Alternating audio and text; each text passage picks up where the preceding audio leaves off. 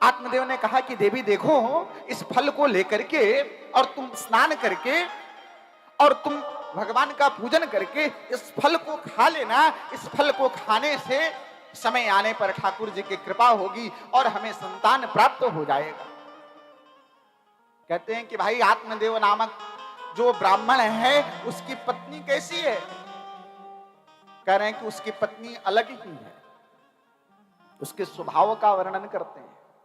लोक वार्ता रता क्रूरा प्रायसो बहुजल्पिका। कह रहे हैं कि महाराज आसपास पड़ोस में बहुत बात करती है। प्रायसो बहुजल्पिका, बहुत बोलती है, बैठ जाती है बात करने के लिए तो बंद नहीं होती हो। और क्या करती है? कि उसके जो है ना विचार सोचने की क्षमता अपने पति से विपरीत है, पति के अनुकूल नहीं है। पति जो कहते हो वो मानती नहीं। लोक वार्ता रता क्रूरा प्रायसो बहुजल्पिका।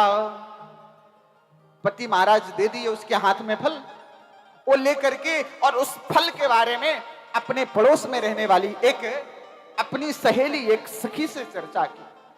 कही कि देखो मेरे पति देव ने एक फल लेकर के आए हैं, उन्होंने मुझे दिया है कि इसको खा लोगी तो तुम्हें गर्भ हो जाएगा, संतति हुई।